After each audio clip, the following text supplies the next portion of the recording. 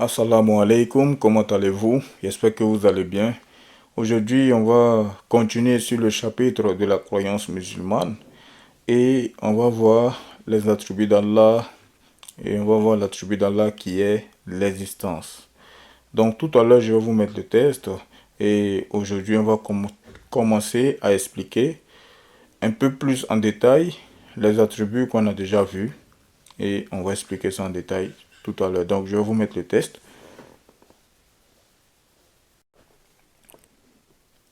Donc c'est le test qui est là. On va commencer. Bismillahirrahmanirrahim. Alhamdulillahi rabbil alamin. Ashhadu an la ilaha illallah wa la sharika lah. Wa ashhadu anna Muhammadan abduhu wa rasuluh. La louange est à Allah, le Seigneur des mondes, et que l'honneur et l'élévation en degré soient accordés au prophète Muhammad sallallahu alayhi wa sallam. Et nous demandons à Allah qu'il nous fasse apprendre de ce que nous ignorons, qu'il nous fasse nous rappeler de ce que nous avons oublié et qu'il nous augmente en connaissance. Et nous demandons à Allah qu'il nous accorde une intention sincère dans l'apprentissage de la science de la religion ainsi que dans son application. Donc aujourd'hui, on va expliquer un peu plus en détail les attributs d'Allah, genre les attributs qu'on a déjà vus. Donc, l'existence.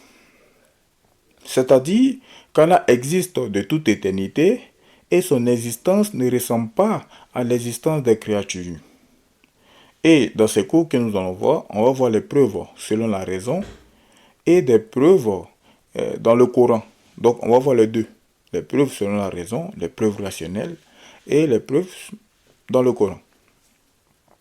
Donc, la preuve globale de l'existence de Dieu doit être connue par chaque personne responsable. Dans le Coran, Allah nous incite à utiliser notre raison, à réfléchir, parce que la réflexion et la raison, elles nous mènent à savoir sans aucun doute que l'islam est la vérité. Et preuve rationnelle globale, elle consiste à se dire par exemple, ce monde change d'un état à un autre. C'est-à-dire, tantôt le vent souffle, tantôt il ne souffle pas. Tantôt il est chaud, tantôt il est froid. Une plante pousse, une autre s'effane. Le soleil se lève à l'est et se couche à l'ouest. Et ce qui change est forcément entré en existence. Donc, ce monde est entré en existence. Et ce qui est entré en existence a forcément besoin de qui l'a fait entrer en existence. Il a besoin d'un créateur. Et ce créateur, c'est Allah. Et ce créateur, c'est Allah. Une autre preuve rationnelle de l'existence d'Allah.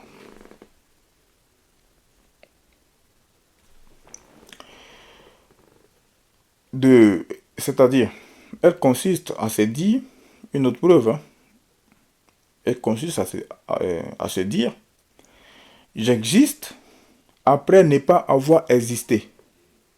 Et ce qui existe après ne pas avoir existé a eu besoin de qui le fasse entrer en existence. Et celui qui donne l'existence, c'est Allah. Et ce créateur, il mérite d'être adoré. Il nous a créés et il nous a ordonné de l'adorer.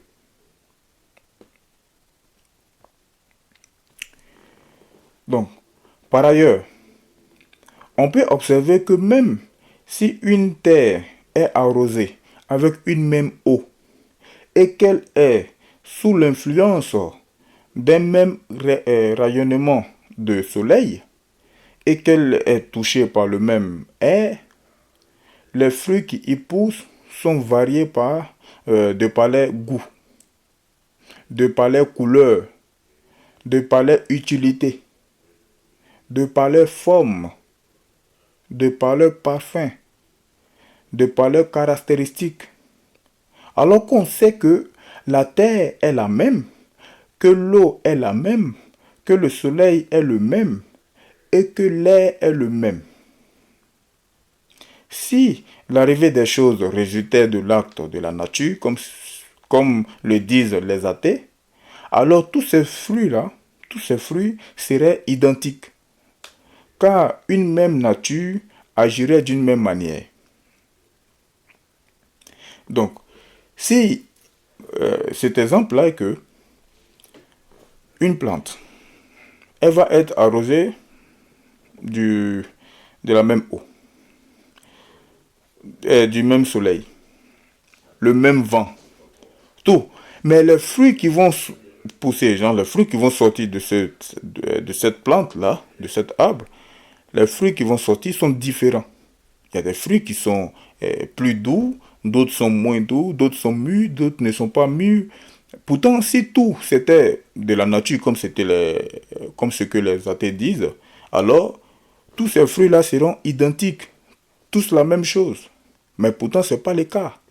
Tu vas voir un arbre, il y a une mangue par exemple, une mangue qui est mûre, d'autres n'est pas encore mûre, d'autres d'autres qui est pourri qui tombent, d'autres qui ne sont même pas encore mûres, d'autres qui sont rouges, d'autres qui sont un peu vertes, sur le même arbre. Pourtant, c'est le même eau qui a touché cet arbre, c'est le même soleil qui a touché cet arbre, c'est le même vent qui a touché cet arbre.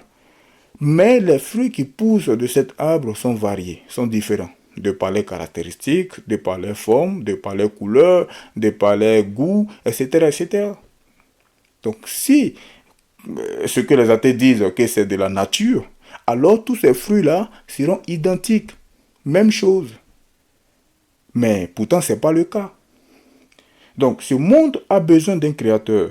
Et le créateur, donc, il existe. C'est pour cela on dit que Allah a pour attribut l'existence. C'est pour cela Allah a pour attribut l'existence. Preuve dans le Coran.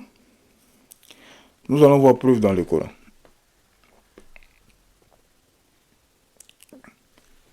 Preuve dans le Coran. Allah dit dans le Coran ce qui a pour sens. Il n'y a pas de doute au sujet de l'existence d'Allah. Il n'y a pas de doute au sujet de l'existence d'Allah.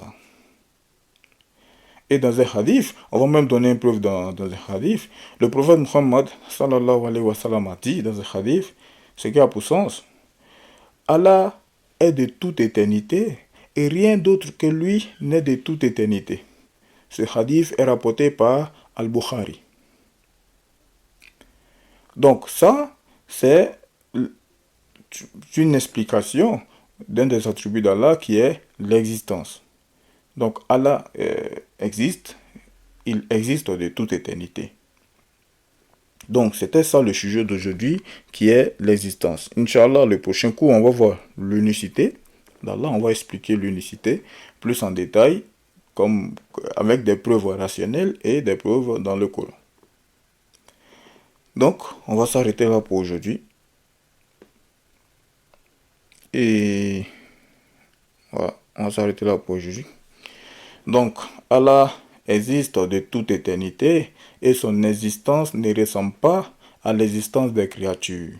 La preuve globale de l'existence de Dieu doit être connue par chaque personne responsable.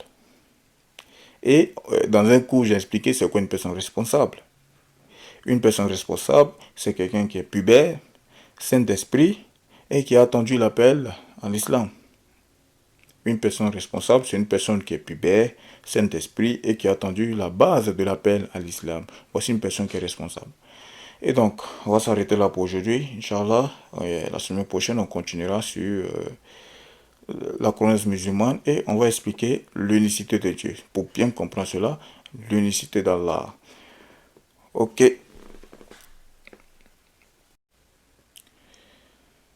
Ok, donc c'est ça. N'oubliez pas de partager le cours et que cela profite à d'autres personnes. Et je vous donne rendez-vous la semaine prochaine, Inch'Allah. Subhanak Allahumma wa bihamdik. Ash'adu an la ilaha illa ant astaghfiruka wa atubu ilayka.